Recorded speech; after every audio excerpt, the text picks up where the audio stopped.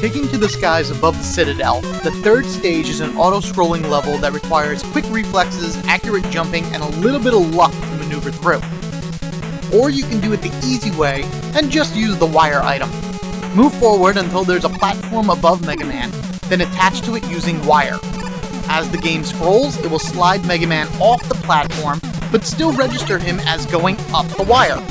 So long as you do not let go, Mega Man will continue to ascend off-screen.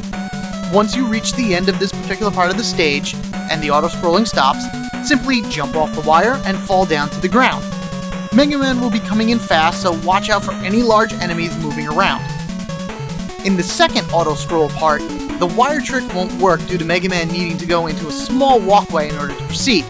Watch out for the rising platforms here. You may think they fall, but instead they shoot upwards and will insta-kill Mega Man. The last one, however, will do a slow descent to the path that Mega Man needs in order to face the boss. He's coming, hold on.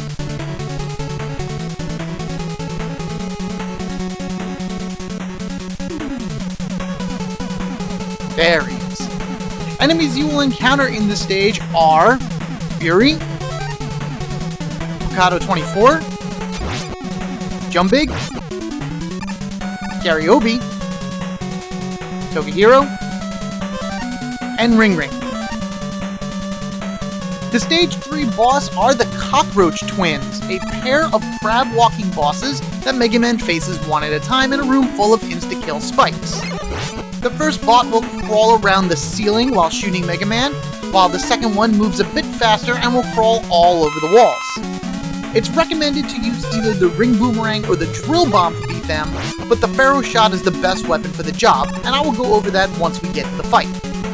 If Mega Man makes direct contact with either of the twins, he will get hit with 8 damage. All of their little shots will do 4 damage, and occasionally they will fire off a large blast that does 6 damage. Do not use the Flash Stopper when finishing off the Cockroach Twins. This will freeze the enemy permanently, and the player will either have to die in the spikes or reset the game in order to unfreeze it. In addition to that, finishing the last twin off with the wire will also freeze it in place, but all Mega Man has to do is drop down from the stage in order to complete it. Outside of this game, the Cockroach Twins only had a brief cameo appearance in the Mega Mix comic book series, and were not shown in any other media after.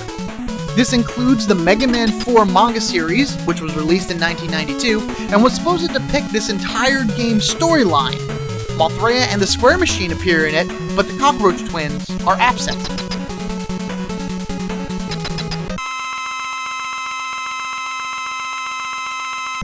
With the Pharaoh Shot, you don't even need to move off that first platform. Charge it to max, then let the first Cockroach Twin run into it. So long as you hold down the button, the charge over Mega Man's head will hit, then Mega Man can throw a second fully charged shot immediately afterwards. With the first one beaten, the second one comes out from the bottom. The Pharaoh Shot can be thrown at all angles except straight down, so aim your shots well in order to hit it as it walks around the stage.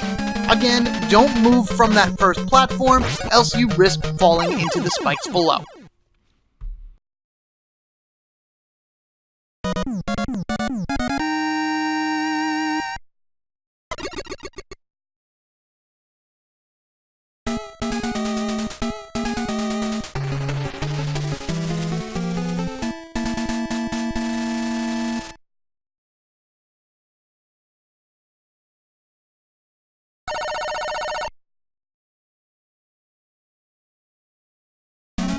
The last part of the Citadel takes place at night and has a split path within the stage.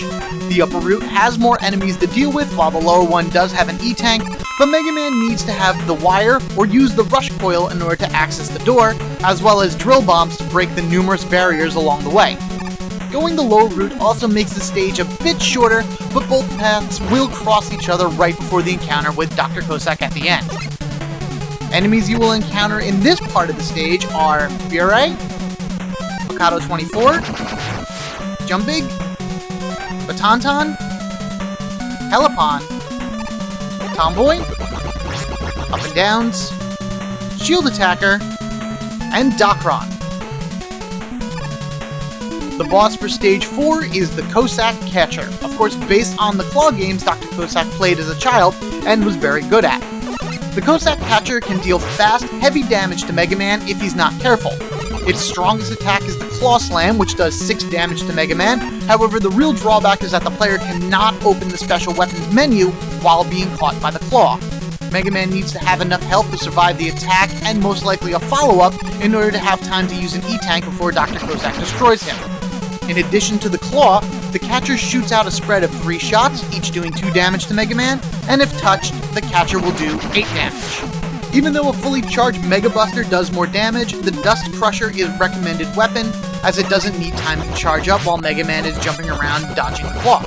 Another method is to use the Wire, but the player would need to be careful when under the Catcher in order to use it. There is a chance that the Wire could deal 2 hits to the Catcher, once on the way up, and then once on the way down. Before heading into the fight with Dr. Cossack, there are 2 spots that continuously spawn Docron, the skull-shaped little tanks. 1 Buster Shot is enough to destroy them, so stock up on any special weapon energy you may need before proceeding into the fight. It's a common thought that the reason Mega Man 4 introduced a Russian antagonist as well as a Russian setting is because this game's release year was the same year as the fall of the Soviet Union and the Berlin Wall. However, this is false. Mega Man 4 was released in December 6, 1991. The Berlin Wall actually fell November 9, 1989, 2 years before Mega Man 4's release, and the Soviet Union was officially dissolved on December 26, 1991, after this game had already been released.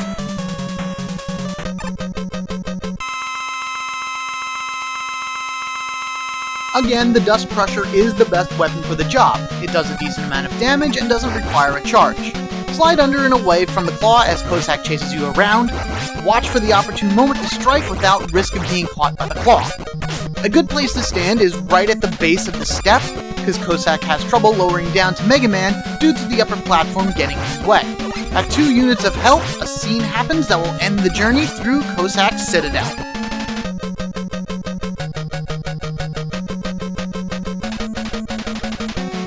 Proto Man makes a very brief appearance here in Mega Man 4, rescuing Dr. Cossack's daughter, Kalinka, and we find out Wily has been behind this the whole time.